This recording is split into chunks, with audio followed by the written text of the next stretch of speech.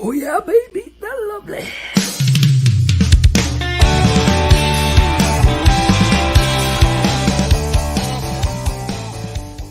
We now wander off the beaten path with an update from the Reefer Reporter. Hello and welcome to the Reefer Reporters with Reverend Kelly Addison and myself, Organigram. It's July the 25th, 2022, and we are live here from the Legacy420.com news desk. Good day, Reverend Kelly. How you doing? Good morning. We didn't get swept away in a tornado last night, so I'm really glad. Well, specifically you, because it was closer touching down to you. Yay! We're here. It was in the former town where I lived in, like 5 minutes down the highway. Yeah, is where that hit there in Marmara. And yeah, some houses were damaged and some trees are down and lines are down. Wow. And Tweed and Madoc, same thing. Yep. Yeah, all cottage country, like areas that are not big skyscrapers or anything like that, just like little cottage homes in some areas, rural. Correct. And like I know out here, I posted some video of the rain that we were experiencing, and then that was just moments before it got darker and more rain came down harder. And then our animals were outside there with us. We were in a sheltered area on our deck. Yeah. And they were right in there with us, hiding underneath our lounge chair, so that was trying to stay away from the storm.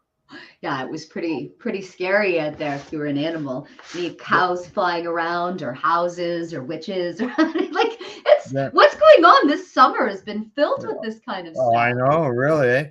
I think we lucked out on this time here in our locations. We didn't get the wind that we did last time that removed the roof off the barn. Yes. So. Ooh, barns and trees and houses and cars, and people died in the last one. I think that was in June, right? It was in May. We had that last storm. Yeah. What's going on? My goodness, lots of stuff happening. It's crazy weather. Oh, just so you know, I found this. I had this beverage suggested to me. Okay. Over the weekend. It's an infused beverage, but I think it's like like bourbon or scotch. What? From what I read online on the website, it says I gotta be able to open it. Okay, first we gotta be able to get past this kid-proof stuff. It's not just gonna be easy. Maybe we may have to. Maybe we'll just continue the show. Yeah, it'll just be you opening the show for an hour, or opening the drink for an hour. I know it's adult proof too. Children, adults. I got it. Did you get it? Okay. Right. Okay, so here it is. It was in the tube. It was inside the tube.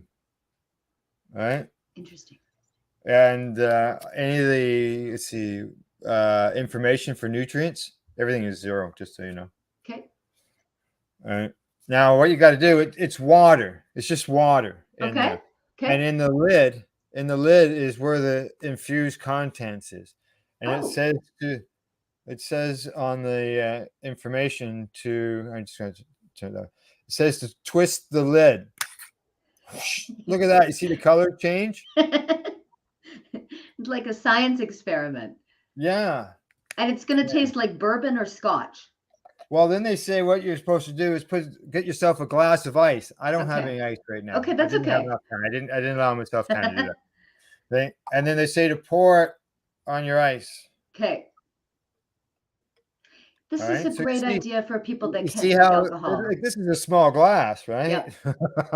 So that's what I mean. If I had some ice in there, it'd be like a little bourbon or something, right? Yeah. This is citrus fruit. This is really great. This is absolutely great for somebody that can't consume alcohol or doesn't want to consume alcohol. What's it like? Not good. Well, I can honestly say it's not horrid, but I do have not a good aftertaste. Okay. The aftertaste a bit there, yeah. What does it taste like? Is it taste like a bourbon? No, it tastes like citrus, a little fuzzy, fuzzy. Well, but the water is not carbonated, and it's not sparkling water. It just says water on the label. Right, which is good for you. Yeah. Cool. So Let There us you go. know if you feel any effects of it as we Well, move if toward I the hour. drink it all, but still, it's not a very big drink, right? It's No, only 2 it's ounces. not. It's only 2 ounces. That's Yeah. not very big. And it's not like So, it's from Legacy 420 where they can give correct. us Yes, higher exactly. dosage. Yeah. Exactly. Okay. All good. All right. Very Well, good. what do you say? We get on with the news. Lots of good stuff today. Oh, yes, exactly. Let's get started with our first story. And that is Canadian adult use cannabis sales grow slightly to nearly $376 million in May.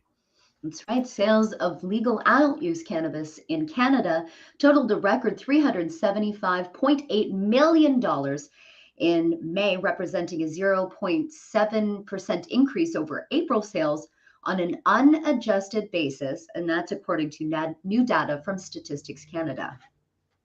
Yeah, Statistics Canada revised the adult use cannabis sales figures for April upwards to 373 million. Month-over-month sales increased modestly in most of the Canada's 10 provinces, led by British Columbia with a 3.9% monthly increase to $55 million. Wow. Monthly sales in Ontario, the nation's biggest cannabis market, grew by 0.5% over April to $151.6 million. Alberta sales totaled 65 million, Wow. and Quebec sales were 50 million. And they've only got 85 stores in Quebec. Yeah. Yeah, these are huge numbers. They're just telling you how much Quebec loves their cannabis, and they're so hard on them there. The regulations are so hard on them there, and they're Yeah, still going for it. They're like, "Yep, we just want it anyway." yes, exactly. Monthly sales totals, month over month changes in the remaining provinces were. You want to go through the list? We only see like Manitoba that's down Yeah, 8.7%, and Newfoundland and Labrador just down just slightly, and Prince right. Edward Yeah, Island slightly, but everything else is up. yeah, or or steady, Yeah, basically. yeah. Yeah, exactly. They said they didn't report retail sales figures for the Northwest Territories or Nunavut. Okay. Well, here they are. They're into the cities. Ooh, yes. So Toronto is, of course, number one, $54.5 million, up 5.3%. Yeah. Yeah, Montreal, Edmonton, Vancouver, Calgary all went up. yeah. Ottawa is up 7%. Wow, that's amazing. Gatineau's a little bit down. Winnipeg's a little bit down, but good to see people still coming for their cannabis. Not much Yeah. changing. Yeah, exactly. Nothing's changing. Records are It's still being happening. Yeah. it's still being sold. That's right. All right. Get this next story lined up. This one's also from MJ Biz Daily, and its headline says Organigram trims loss to $2.8 million as cannabis sales surge. That's right. Canadian cannabis producer Organigram trimmed its losses to 2.8 million Canadian dollars, and that's for the quarter that ended May 31st on record gross revenue of $55.2 million. The Brunswick company recorded a net loss of $4 million in the third fiscal quarter of a year ago. So they're up, obviously. Certainly, yes.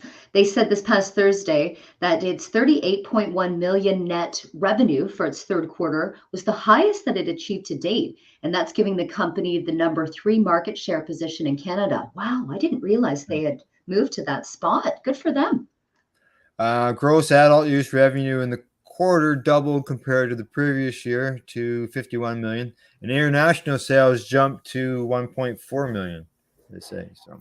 Their CEO, Bina Goldberg, said that we are pleased to see continued strength in our recreational business with our increasing market share. Also, we achieved record net revenue results, which we expect to surpass again in Q4 on the strength of new product listings, increased retail sales momentum, and international shipments. Wow. You see that list down there, Yeah. all the way down. We'll just quickly go through that. Their oil sales were down 84%, but Ooh, then you look at their vapes up 182%. wow. So that must have been it. There must have put something out on the market, a vape that just sold everybody. Yeah, yeah, Interesting. exactly. I've actually was looking to see what what brands they had so I could see what they were selling, but I don't know if I've ever consumed any of their products. I'm interested now I know that they're the third in Canada. Third, yeah, they have had some issues in the past, but Yeah. they did their thing. That's So why I'm shocked a little bit here. I'm like, oh wow, they've recovered, which is good yeah, to see. They've done what they needed to do. exactly. Here, I'm gonna get this next story up, and then I'm going to read the headline, and then let you get started while I go deal with a growling dog. Oh, okay. All right, here we go. This one comes to us from the Record. Cannabis retail market appears to be stabilizing in Waterloo. Yeah, this is a good story. Now, into the second half of 2022, local cannabis retailers are optimistic that the local market is leveling out. Of 21 new retail license applications being processed by the Alcohol and Gaming Commission of Ontario for the Tri City area, 6 finished their public notice period between April and July, but 12 were completed last year or earlier. They're still gray on the map, and I would suspect that some of them may have changed their mind, said Owen Allerton, the owner of Highland Cannabis in Kitchener. It certainly has slowed down. After a fifth legal cannabis retailer opened in Uptown Waterloo in February, joining more than a dozen others already authorized to open across the city, some foresaw saturation.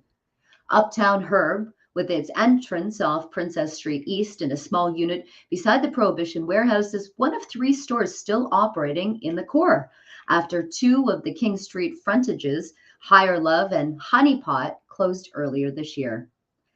Everybody's jumped on the ball thinking it's money that grows on trees, but the growers are getting hit even harder than new stores, says Uzinski.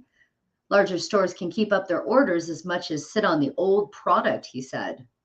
We order small quantities of fresh stuff on a weekly basis, and there's a clearance section, he said. I lose money on that because I don't want people buying overpriced garbage. That's a lot of it. All right, I'm back. Are you back? Yes, exactly. So I heard the word garbage. Yes, he said that the overpriced garbage. He doesn't want people to buy overpriced garbage. Okay. He wants to I sell see it where for you are. a good price. He's talking about that. Uzinski is where I'm at. Okay, yeah, he said both his knowledge of cannabis and a strong work ethic have been keys to survivability so far in the market, and hundreds of others forced to buy products from the same Ontario cannabis store. He and his He and his wife. wife were Go on the ahead. Yeah. site for up to 90 hours a week.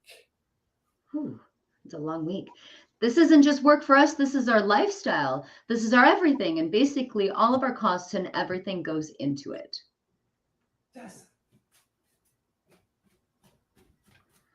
Developing a personal by name rapport with those who come through the door. 75% are return customers. It's something the local couple has tried to establish since opening last August. Nice. Alberton and his wife Nikki operate with a larger business concept at Highlands Cannabis in Kitchener. Their 3,000 square foot store on Highland Road West carries more than 1,600 products and celebrated its 1-year anniversary last winter with top sales in the region for 2 consecutive months. Now, there's sometimes as many as 15 bud tenders on the floor catering to customers on a Friday evening. Allerton also sees plenty of opportunity for growth moving forward, especially when it comes to edibles and beverage sales. I'm just thinking 3,000 square feet and 15 bud tenders. This place must be huge, Al. It sounds like a fun park. 15. Yeah, the fact that they got 15 bud tenders on the floor Wow. tells you that they got traffic coming Need in. for it. Yeah, exactly. Let's see. We've got a lot of people coming in because they're done with drinking alcohol. They're finding a lot of the benefits from cannabis: better sleep, no hangover. It continually surprises me how many new customers we get. They say. So nice to hear. Wow. Highland led the province in beverage sales last December, while the OCS is no longer providing ranked data due to the recent breach. He says that sales have stayed steady. Yeah, drinks are incredibly popular. They just don't make up a lot of sales when you can only buy 5 at a time, and they're only $5 to $10 a drink. Well, I'm the one. I'm a guy who's looking for these beverages as well. Yeah. Yeah, he expects to see an easing of the restrictions that force people to buy small quantities due to THC and CBD ratios that are already much higher in other products such as concentrates and flour. And that, from my understanding, won't happen until the fall, even though it was announced in the spring. Right, right. Microdosing with drinks and edibles opens options for people who have never smoked and have no interest in smoking, and it's producing great experiences for new customers, which Allerton believes is perhaps the biggest key to growing businesses. More young people are saying that all the time, Al, I don't want to smoke. Smoking's gross. Smoking's bad for you, because they've been taught over the last 20 years, smoking's bad, you've got smoke, and they look at smoking joints the same way as cigarettes. So they want these beverages, they want these edibles. It's similar to what they were, doing previously, and it's just so much easier just to take a drink. Right. Yeah. Alrighty. To finish that off, they say if you sell something that's too potent for a first timer or a newcomer, you could turn them off cannabis forever. But if you do a good job of finding them a product that's going to be geared nicely for their tolerance and what you think that they're after, and they have a good experience, they're going to come back. Right. Yep. So there you go. Yes. Yeah. Good one. Yeah. Do you remember that picture I showed you of that cannabis I got when I was down in Toronto? Yes. Yeah, I tried it this morning. Ooh, is it good? It burned. It wasn't good. I don't like the test rate. The test on it said it was 30%. Yeah. But No. I don't know. That's what the test said. I didn't hit the floor or anything. So no. All would right. you? Would you if it was? If it was that high, would it affect you? Oh, I don't know. I've had experience lately with beverages, mind you, but not from smoking cannabis. No, not flour. No. All right, on to our next story. Headline says for Marijuana Moment, Michigan awards $20 million in marijuana tax-funded grants to fund veterans-focused research. Yes, love this one. Michigan regulators are issuing another round of grants to support research into the therapeutic benefits of cannabis for military veterans using tax dollars that the state generated from adult use cannabis sales. This time, the Michigan Cannabis Regulatory Agency announced it was recommending awarding $20 million of grants to 2 universities as part of the Veteran Marijuana Research Grant Program. Now, the funding is required under Michigan's cannabis law, which mandates that the state expend $20 million annually for 2 years to scientists at academic institutions or nonprofit organizations, with the purpose of supporting clinical trials into the medical efficacy of marijuana for veterans and veteran suicide prevention. The clinical trials into cannabis must be approved by the Federal Food and Drug Administration and sponsored by the grant recipient. After reviewing 5 applications and assessing each based on several factors, which are experience, financial stability, management summaries, and budget, MRA on Thursday recommended awarding 2 grants, one to Wayne State University, totaling about $12.5 million, and another to the University of Michigan for about $7.5 million. The University of Michigan said that it plans to use the grant dollars to study the effectiveness of cannabis-based therapies to treat veterans with chronic pain towards the goal of reducing veteran suicide risk. Specifically, it will be investigating the utility of non-intoxicating CBD in pain management. Back in us, there we go. Wayne State University is receiving grants for 2 separate studies. One will be the first randomized, controlled, large-scale clinical trial to examine whether the use of cannabinoids like THC and CBD could improve outcomes for veterans with PTSD who are undergoing prolonged exposure therapy.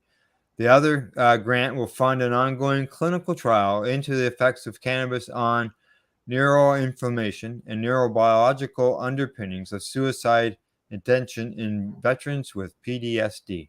Wow, that's incredible. The university also received cannabis tax-funded grants through an earlier round of the VMR grant program last year for clinical trials investigating the medical potential of cannabis in treating mental health conditions that commonly afflict veterans, such as PTSD, anxiety, sleep disorders, depression, and suicidality.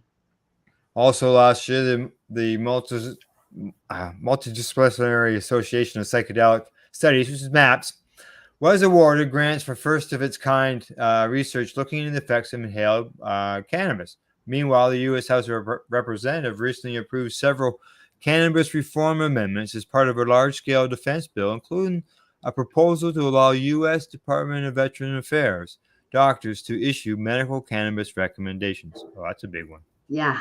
Wow. Yeah. This week, the House Rules Committee rejected on procedural grounds an amendment to an appropriations package that sought to prevent VA from using its funds to enforce specific policies that block department doctors from recommending medical cannabis to veterans, as well as a separate directive barring for VA from paying for cannabis as covered health treatment. Oh boy. Yeah. While not specific to veterans, a newly revised bipartisan cannabis research bill that was introduced to Congress on Thursday is being fast-tracked, with floor action on the legislation expected to happen next week before it's potentially sent to the president's desk.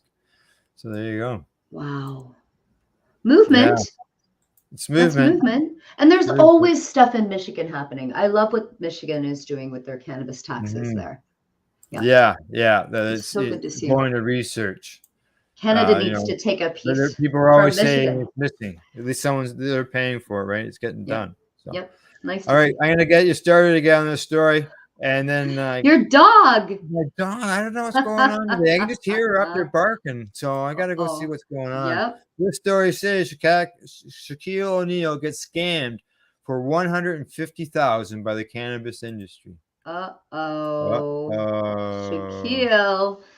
Boasting an estimated net worth of $400 million, Shaquille O'Neal made an exemplary transition from his career on the NBA hardwood to the business world. The four-time champion is a success story by all means and an example for future generations on how to invest their money wisely. The Big Diesel has investments, is that his name? I think that might be his nickname, has investments into various fields, including FMCG, food and beverage technology, and hospitality, to name a few. Though Shaq's made tons of moolah with his projects, he did have his fair share of losses. One such instance was entering the business of cannabis. The global legal cannabis market size was estimated at $13.2 billion US dollars in 2021. It's expected to reach $16.7 billion this year, US. In 2016, the three-time final MVP and his business partner, Jerome Crawford, invested $150,000 into the cannabis business. More than a year later, the company had no license, revenues, or operations. As the founders began to stall, Shaq and co. decided to file a lawsuit worth $1 million against the party. He detailed a report of the lawsuit obtained by TMZ. Shaq says that the investment was supposed to help the company pursue opportunities in the field of legal cannabis. In the suit, the Hall of Famer claims that by late 2017, the company seemingly had no license, no revenue, no operations. Shaq says when he and his attorneys pressed for details on how their money was being used, the company initially didn't respond. On threatening to go legal in 2018, the company agreed to pay Shaq and Crawford back in installments of $10,000 each. According to Diesel's claim, the company only paid the first installment of $20,000. The situation currently stands at the former Lakers center, suing the company to get his money back with interest for mishandling funds, looking for damages over $1 million. Just like his success stories, Shaq's above instance could serve as another learning example for the current crop of players on how to invest their money wisely. Find a legitimate cannabis company, a good one.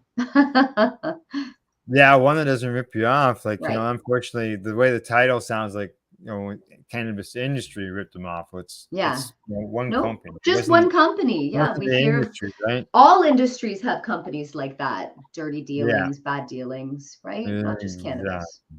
Exactly. Well, we're at break time.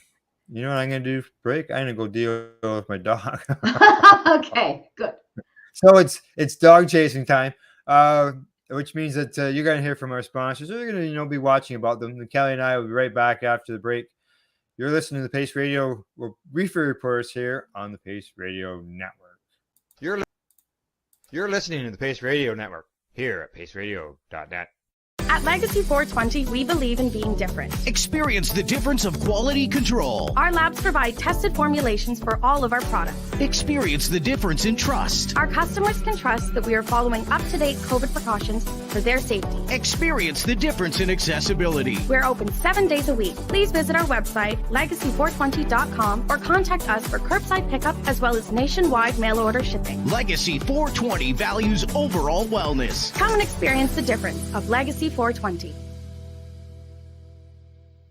Growing your own vegetables, flowers, or even medicinal plants can be a challenge without the right equipment and proper know-how. At BMA Hydroponics, not only are they your urban horticultural experts and suppliers, but their staff holds the customer's needs paramount to making a sale. Family-owned with decades of experience and knowledge, they offer free advice in person, by phone, or email. BMA Hydroponics wants to ensure you have the advice you need, which is why you'll find tips and tricks on different ways to grow, like wick, ebb and flow, drip, or aeroponic system, as well as other helpful links at bmahydroponics.com. If you can't find what you're looking for, just let them know, and they'll do everything they can to get what you're looking for. At BMA Hydroponics, each staff member also possesses a federal exemptee MMAR license, making their strong suit empathy, experience, and dedication to their customers. Because when you know how to grow, you'll have results that make you proud. BMA Hydroponics in Belleville, Ontario. Visit bmahydroponics.com. Let's share Pace everywhere. That way it can help create peace. People everywhere advocating cannabis education. Enjoy the buzz of legalization with Campbellford Lifestyle Shop. From lights to plant nutrients, books, consumption accessories, and more. We've got all your basics to grow or consume cannabis. Visit our info center or take a look at our piercing services and body jewelry, now available in-store through Campbellford Lifestyle Shop, 17 Bridge Street West, Campbellford. Pace Radio is the People Advocating Cannabis Education Radio Network. CTCP operates a medicinal cannabis signing clinic. If you want to grow your own medicinal cannabis and are located anywhere in Canada, then I'd like to suggest that you give them a call. They can be reached at 1-613-967-9888. That's 1-613-967-9888, and grow on with CTCP. A doctor's job is to relieve your pains. And when it comes to growing cannabis, the biggest pain is trimming. Let Dr. Buck Cannabis Trimming Solutions take the pain away. Whether you're a home grower or a commercial operation, we have the cure. From 4 plants to 400 plants, garden size doesn't matter. Dr. Buck Cannabis Trimming Solutions comes to you with years of experience and professional discreet service. It's simple. We trim your weed and we do a damn good job. Visit drbuckcts.com to book your trimming. We are people advocating cannabis education here at paceradio.net. Hey, I'm back from dealing with the dog. Don't forget, if you missed our live shows, they're available afterwards as a podcast at our website, paceradio.net. Yes, I found the dog. I kept hearing her doing little barks and stuff like that, and I couldn't figure out where she was. And I thought she couldn't get in the gate or something. But she got locked in a room somehow. Oh, so well, she's out now. She's out now. Yeah, she's gone outside. So yes, so I shouldn't be bothered the rest of the show. Okay. All right. First story when we come back from the break here says microdosing cannabis extract shows encouraging results in patients with Alzheimer's disease. Wow. A 75-year-old man with Alzheimer's disease is successfully managing his symptoms with microdoses of cannabis. That's according to a new case report published in the Journal of Medical Case Reports. Under the supervision of an international team of investigators from the Federal University for Latin America Integration in Foz do Iguaçu, Brazil, and John Hopkins University in Baltimore, Maryland, the patient began to take small doses of cannabis extract dietary supplement that had been imported by the patient's family. Now, in the months following treatment, the patient's scores on the mini mental state examination and Alzheimer's disease assessment scale cognitive subscale assessments improved. The patient also self-reported improvements in mood and overall quality of life. That's good. Improvements in quality of life, improvements in mood. Based on this report, which demonstrates a potential use for cannabinoids as a therapeutic for Alzheimer's disease, the researchers believe that further placebo-controlled clinical trials are needed on this topic to confirm and extend these operations, which is usually standard. Yeah. Now, the patient at the center of the case report has been diagnosed with Alzheimer's disease 2 years prior. He had initially been prescribed memetine, a medication used to slow the progression of Alzheimer's. But after suffering with unpleasant adverse effects and rapid disease progression, the treatment was halted and by the recommendation of a neurologist. The patient's family then imported cannabis extract labeled as a dietary supplement and approached Brazilian university researchers about clinically analyzing the extract and taking a patient's history. Analysis revealed that the THC-CBD ratio of the extract was 8-1, with some other cannabinoids such as CBG, CBN, and THCV also detected in small amounts. Wow, that's medicine right it's a good there. ratio. Yeah. Initial treatment consisted of daily doses equivalent to 0.5 milligrams of THC, though the actual dose given varied between 0.3 and 1 milligram of THC. Over the course of treatment overall, the 0.5 milligram dose was the most used dose. Sounds like an average, eh? Yeah. Yeah, the MMSE is designed to evaluate memory and thinking ability, where lower scores indicate worse mental skills. During the 22-month treatment window observed in this case study, the patient's MMSE score improved from a low of 21 points to a baseline peak of 27 points between the third and fifth month. At the 22-month mark, the score has stabilized at around 24 points out of a possible 30. I used to feel forgetful, not once after the treatment. Sometimes I did not know where I was. It has not happened to me anymore, the patient is quoted as saying in the case report. I used to find myself lost on the streets.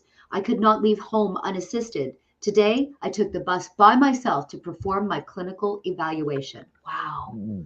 The ADA cog evaluates memory as well as other cognitive functions such as language and praxis. Range from 0 to 70, according to these scores, with scores higher than 18 generally indicating greater levels of impairment. In this case, the patient's ADAS-COG scores improved significantly from 25 points at baseline to 12 points by month 2022. So it dropped in half. Wow. Yeah. This is incredible. Mm. Nice to hear. Yeah. Well, the official treatment window of the case report covered 22 months after beginning treatment with microdoses of cannabis extract. The patient chose to continue using the extract at the 0.5 milligram equivalent THC dose well after the conclusion of the experiment. I would too. I would too, exactly. Of course, yeah. That means they would have follow-up stuff. So that's what it says here. 42 months after initiating the treatment, patients still reporting good health. Additional health assessments at this time confirm normal thyroid, liver, and kidney function. Electrolytes and complete blood count tests were also normal, with imaging tests and neurological exams confirming the patient's Alzheimer's symptoms had remained stable. Wow. So they hadn't gotten worse. 42 months. Yeah. Reassessing using the MMSE and the ADAS-COG test also showed the stability, with the patient scoring 24 and 10 points on each test, respectively. Wow. Yeah. The treatment here described mitigated AD, which is Alzheimer's disease, symptoms with rapid onset and low-term consequences, according to the researchers. So in this report, cognitive and memory enhancement lasted for more than 1 year following the start of the treatment and remained stable while we progressively elevate follow-up with the patient for more than 1 year after the official report ended. Wow. Yes. Wow. Well, the researchers did predict that cannabinoid treatment would have a positive outcome on memory and cognition. They also found unexpected improvements in mood swings and aggressiveness over the course of the observation window. However, these effects were self-reported by the patient and not assessed by any kind of validated or standardized psychiatric scale. The addition of such assessments should be considered for future studies. Yeah, absolutely. Add that. Absolutely. Yep. Exactly. Yep. They say that while these findings come from a single patient with no control placebo case for comparison, the researchers still describe the findings as encouraging. Further placebo-controlled clinical trials are now needed to confirm the observations, according to the researchers. Wow. Yeah, there you go. Yeah. This is amazing. You know, if you know of anybody who's, dealing with Alzheimer's, yeah, or as I do, yeah. That that's information that you'd like to be able to share. It's amazing. Let's post that everywhere. Share it everywhere. I know. I got it on my wall. Wonderful. I know it's already up there, and people are looking. Yeah. At it, so thanks for finding it. All right, on to the next story. This one's heading over to Europe, where they say European countries, led by Germany, have meeting to discuss cannabis legalization. This is in the Growth Hop. Yeah, last week, Germany, Luxembourg, Malta, and the Netherlands had a meeting to discuss cannabis legalization. This marks the first instance where European countries gathered together to discuss the topic and shows how much legalization has advanced in recent years. Yeah, first time ever. The Marijuana Moment reports that this is the first of many planned meetings that are expected in the future and that they could expand to include other countries in the European Union. Hey, it's happening. Stuff. This week's Luxembourg meeting is historic, wrote Steve Rolls, a senior policy analyst for Transform Drug Policy Foundation, in a tweet. He wrote, while these issues have already been discussed informally in various high-level forums, this is the first ever dedicated ministerial level multilateral meeting on non-medical cannabis regulation. Excellent. Good to be reporting on it. According to a joint statement that was released by the meeting after the meeting took place, these summits are conducted to develop a common understanding of cannabis while confronting the current laws are out of date. Yeah, they sure are. They really are, worldwide. A structured multilateral exchange on the vast spectrum of cannabis-related issues contributes to sharing knowledge, best practices, and experiences and foster finding solutions. That reads the statement. This first structured multilateral exchange is meant to facilitate further consultations regarding regulations of cannabis for non-medical and non-scientific uses. Out of all the countries that gathered together, Malta is the only one that legalized cannabis, becoming the first in all of Europe. Despite the Netherlands' track record with cannabis, the company has a complicated history with it, criminalizing its use, possession, and trade. Currently, Germany is in discussions to legalize cannabis, a decision that would impact Europe greatly, paving the way for other large countries. There will be a domino effect for sure, according to Justin Huckup, director of the Dusseldorf Institute of Competitive Economics.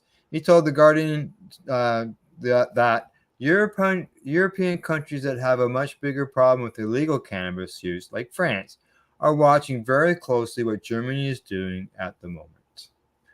So, and I'm sure there's others that are over there as well. Yeah. That are watching very closely what's happening. Yeah.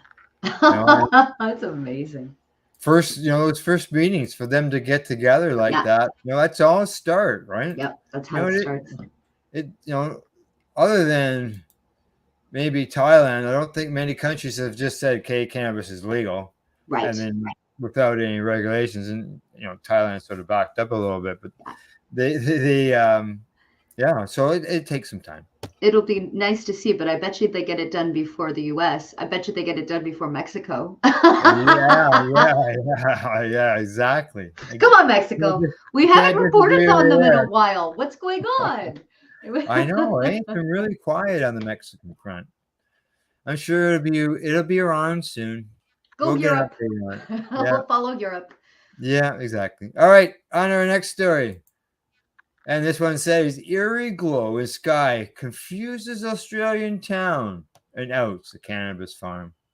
Oh, that would be a little bit of a transparency right there. That big You think so? Hello, what are you doing? Okay, What are you right. When a pink glow lit up the evening sky above an Australian town on Wednesday, a local woman, Tammy Zimonsky, wondered if the apocalypse had arrived. Oh dear. She told the BBC, I was just being a cool, calm mom, telling the kids there's nothing to worry about. But in my head, I'm like, what the hell is that? It turned out to be the light emanating from a cannabis farm just outside the town of Mildura in northern Victoria. But like other stunned locals, Miss Simonsky's mind initially went elsewhere. Was it an alien invasion? An asteroid? No, just weed. Mom's on the phone and Dad's in the background going, I better hurry up and eat my tea because the world's ending. And Mom's like, what's the point of eating your tea if the world's ending? It sounds like a stoner comedy flick. It does, doesn't it? Right? Words from that. Another area, local Nikia champion, first thought it was a really bright red moon before realizing the light was originating from the ground. All of these end of the world scenarios were going through my head. There must have been chaos there. I guess I was having a big Stranger Things moment. I'm like, Vecna, is that you? He's a bad villain. Oh my. That's what they That's terrible. Yeah. Medical cannabis was legalized in Australia in 2016, but recreational use is banned. But since then, some 260,000 prescriptions have been approved by Australian regulators for a variety of illnesses. The most common reason for the prescriptions, chronic pain, then followed by anxiety and sleep disorders. The number of prescriptions approved has doubled since 2019, with the majority of applications coming from the state of Queensland, but charges for possession remain high, with 71,000 people being prosecuted for cannabis charges in 2018 to 2019. Yeah. Ooh. Right? That's a lot. And now, few growing facilities exist, and their locations are top secret for security reasons. But the cat's out of the bag on this farm. Reddish tinged lights are used to help the crop grow, and usually blackout blinds come down at dusk. On Wednesday, they didn't work. Spokesman, according to the manufacturer Can Group, revealed. And because it was cloudy night, the lights created a sunset on steroids that could be spotted almost an hour from the facility. I cracked up laughing. It could have been something so much cooler, but it was just medical cannabis grow lights, basically. And they saying that they had a good laugh. Yes, yeah. Despite the initial panic, she was struck by the beauty of the light show. Yeah. I reckon it was great, but they should do it more often. I think they're well, but it hasn't said if they were arrested or busted or anything here. It's just talking I about think it was a licensed place. It was it was a licensed place. Yes, yeah. Oh, yeah. okay. Yeah, now they're spotted. Yeah, they said that They'll have to get some dogs. There's a few places where it is grown. Okay. But their locations are secret. Okay. Except for when in this place where the shades didn't come down. They'll have to get some better security now. Exactly. Well, yes. Yeah. Now they know to fix their blinds. Right? That's great. All right. On to the next story. Lately I've been seeing all these different numbers and letters and things behind, THC. And today is no different. Right. Here we go. What is THCJD? And is it really 20 times stronger than regular THC? O's and HOs and this and that. What's going on? It's saying that the general consensus about the compound is that it is a powerful cannabinoid and very safe for consumption, giving off an indica-type couch lock kind of high. Ooh. With more states joining the bandwagon for adult use cannabis legalization, the recreational cannabis market has grown significantly. Now, a lot of the manufacturers are in connection and synthesize and isolate the safest and most powerful compounds from the cannabis plant. Now, considering that the most popular and classic cannabinoid, Delta-9 THC, is still prohibited in the federal level, manufacturers have gone into the lab to find alternative THCs that get the job done. With how far the industry has come, a lot of people are familiar with Delta-8 THC or THCV and Delta-10. However, a lot more cannabinoids exist and more are still on the horizon. The latest cannabinoid making new waves in the industry is THCJD. Jack Daniels. Except you're a newbie, you should be used to THC Delta-9, how it affects the mind and its reaction to the level. At a functional level, a lot of the consumers are aware that THC is a dominant psychoactive compound present in cannabis. Right? Yeah. And THC is the reason why consumers get high. What many are not aware of is the number of THC variants that exist, how they differ from one another, and which has more potency. Not quite long, the cannabis industry has come off on all bent on synthesizing and accessing hundreds of cannabinoids. This applied to both variants that have been synthesized in the cannabis plant and several isomers and analogs. I don't really like as it stands, THC and the idea of synthesizing different variants of THC has pushed the discussion door open in some circles. Discussions about the various chain lengths of THCV, THCO, THCH, THCB, THCP, and many more are now being conversed. This variation in chain length is also said to apply to other cannabinoids such as HHC. HHC. Wow. Yeah, that's an alphabet of THC, and some of them I still haven't heard of, other than just reading it right there. I know. This plant is so incredible.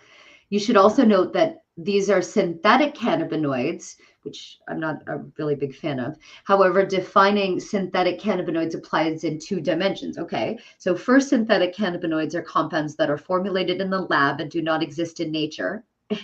Cringing, like THCO. Secondly, synthetic cannabinoids are compounds that do exist in nature, but minute quantities. Hence, they had to be manufactured in the lab to be used in large quantities in consumer products like the Delta-8 THC. So it sounds like both of them are still made in a lab. Yeah, they are. Yeah. As regards some of the latest cannabinoid compounds, such as THCJD, to be specific, there's little to zero available information about the compound. In most cases, only a little information about THCD is provided by the brand trying to sell its products. Right.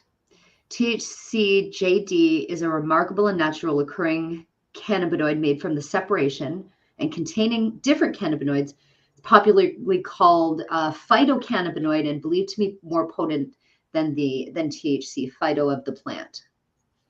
But if it's synthetic, how is it at the plant? Yeah.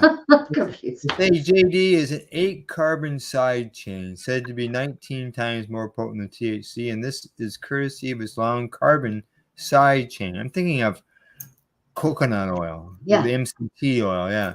The theory behind this is the longer a cannabinoid side chain, the higher the number of THC that locks with the receptors. Okay, I understand that. That makes more sense. The receptors being in our bodies, in our endocannabinoid. For a while, the THCP with the 7-carbon side chain was recognized to be the cannabinoid with the longest carbon side chain and was the most potent. Right now, THCJD seems to have taken that position, making it the most powerful cannabinoid in this market. But it is still synthetic. Yeah, according to the manufacturers, right?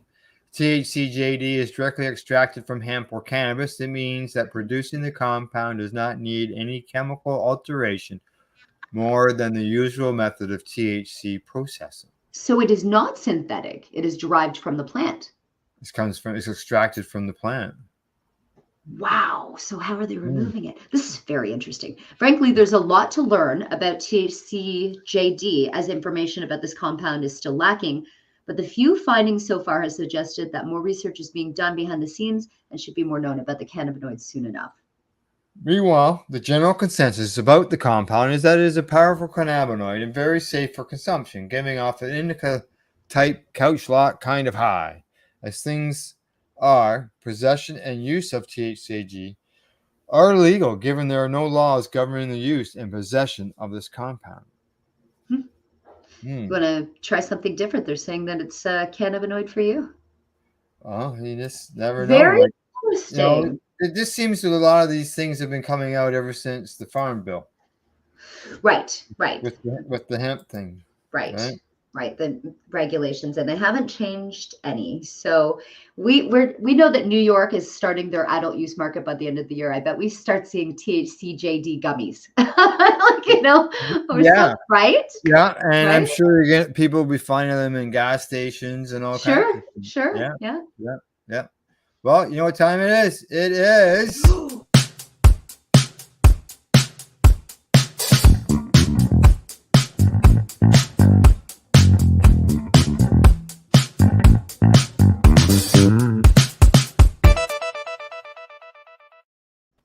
That's right. I like that. So Time for the Muchie moment. And the headline here says the DEA sued again over refusal to allow psilocybin access for patients despite federal law. Boo to the DEA. Boo The to Drug the DEA. Enforcement Administration is being sued again over its refusal to allow the doctor to treat terminally ill patients with psilocybin therapy pursuant to federal and state right to try laws, which are aimed at expanding access to Schedule I investigational drugs that aren't currently approved for general use.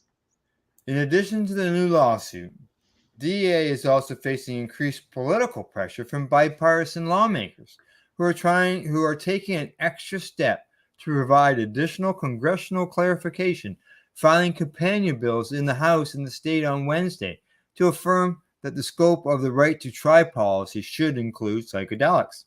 Yes. The latest litigation is a follow-up to an earlier lawsuit that was heard before the U.S. Ninth Circuit Court of Appeals, which ultimately rejected the case in February on procedural grounds.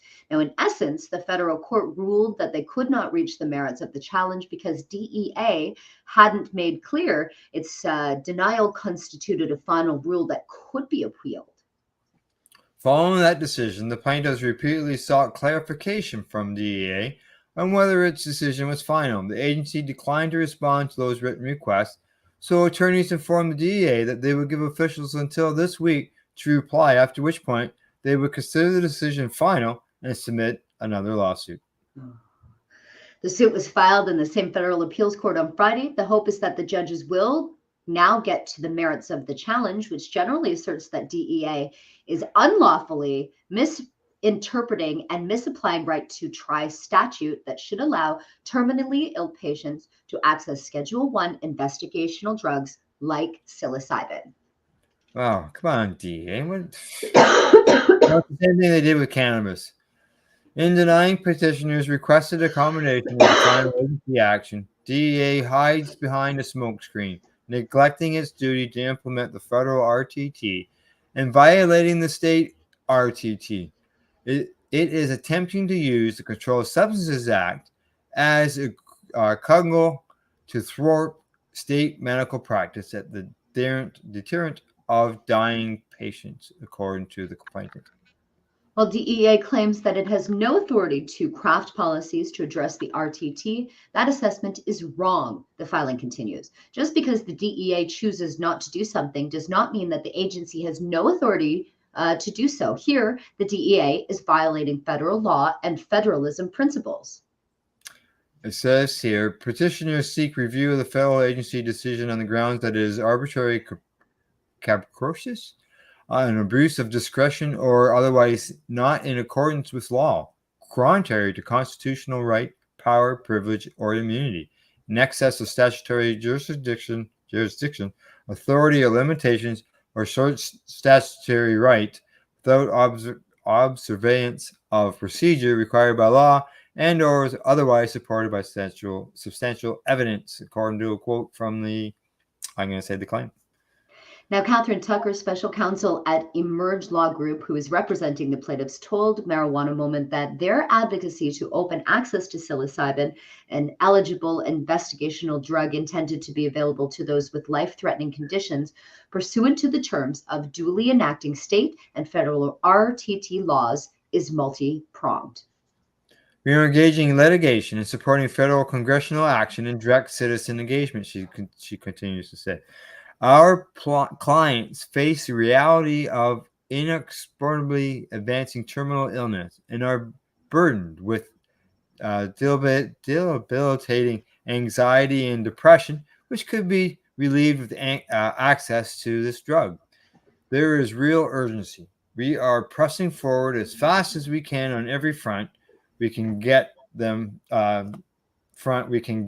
relief in the face of agency obstruction of the law of the land. Now, by getting to the merits, plaintiffs expect that the court will agree that the current statute mandates that DEA provide psilocybin access to patients in need, which could even make it so that there wouldn't even be an immediate need for new congressional legislation clarifying a law already on the books. Yeah, according to Shane Pennington, attorney at Vincent Sederberg LLP, who's working on the case, says, if I were a judge on the court, I would find DEA's reaction to our petition for a waiver frustrating, if not downright enraging. If, as DEA convinced the Ninth Circuit panel in the earlier litigation, DEA's initial letter decision wasn't final, but was instead merely the start of the agency's process, then the agency's response to our subsequent express requests for a waiver should have moved the ball forward in some form or fashion. Quoted as saying, in treating our petition for a waiver as a request for reconsideration, DEA has effectively confirmed what we've been saying all along. The agency's process is complete and has been for some time, he said. DEA has construed the statutes to divest its authority to accommodate RTT, and that's that. Why? They just don't want to let it happen. They just want to keep delaying it. What's going on? I know it was, it's frustrating over the cannabis end, and they're doing this same thing here to the mushrooms as well. It's a law that's right. Yeah, RTT. Yeah. Well, they probably got some hidden law or just standard procedure that were. They don't have to answer to anybody on this, and they just ignore when they want to. It's just wow. It's so sad. This is a way that can help patients, and they just clam up. Yeah. And then next thing you know, they're knocking at your door. Right? Wow. Yeah. Meanwhile, the new bipartisan companion measures in Congress would make a technical amendment to the text of the existing statute with the primary focus of clarifying, in the face of the DEA objections, that RTT policy, as signed by law by former President Donald Trump, already means that patients with terminal health conditions can obtain and use investigational drugs that have undergone clinical trials, even if they're Schedule I controlled substances. Yes. Psilocybin, along with MDMA, has already advanced in clinical trials and been designated by the Food and Drug Administration as a breakthrough therapy. Cannabis has also undergone requisite clinical trials. Yep. The bill filing comes after 6 months after bipartisan members of Congress sent a letter led by Rep. Earl Blumenauer requesting that DEA allow terminal patients to use psilocybin as an investigational treatment without the fear of federal prosecution. It's not the first time that the Congress has taken DEA to task over what they view as an unnecessary languid approach to rulemaking. For example, a bill enacted under the Obama administration, the Improving Transparency in Medical Therapies Act, specifically imposed strict deadlines for DEA to improve registrations for scientists to seek conduct clinical trials in a timely manner. And that still didn't happen. No, exactly. Meanwhile, Meanwhile, in May, Senator Cory Booker and Brian Schultz separately pushed top federal officials to provide an update on research into therapeutic potential of psychedelics, arguing the ongoing federal prohibition has stymied studies. Federal health officials recently recognized that federal prohibition makes it harder to study the benefits of psychedelics, requiring researchers to jump through additional regulatory hoops. Yeah, we've seen this. We've seen that. Wow. Well, they better get a catch up, Al. They really Yeah. need to get something happening. People are really benefiting from these therapies. Have you watched that documentary yet on Netflix, How to Change Your Mind?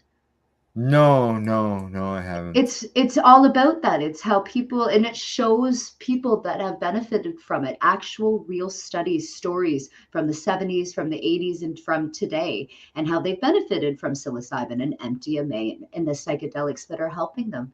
It's saving their lives. It's affecting their quality of life. Like, exactly. And we're always looking for a way to improve the quality of life for people who are ill. Because usually they look for, there are looks for some cures, but most of it is sort of just to improve quality of life.